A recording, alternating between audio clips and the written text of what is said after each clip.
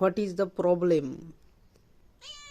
Hello guys, so welcome to my 19th blog. হ্যাঁ, এটা আমার 19 নম্বর ব্লগ, 19 নম্বর দিন চলছে আমার ডেলি ব্লগের।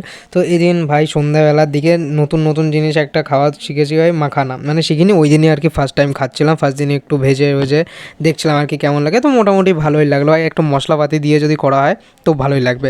তারপর পরের দিন চলে গেছিলাম আমি পড়তে, তারপর এসে আবার চলে গেছিলাম ভাই গিটারে। তারপর আসছি এখন বাড়ি, আর বাড়ি এসে দেখি ভাই একটা সেই লেভেলের জিনিস কিন্তু রান্না হয়েছে, ঠিক আছে। এই দেখো গাইস, আজকে কী বানানো হয়েছে, আজকে বানানো হয়েছে ভাই মাটন।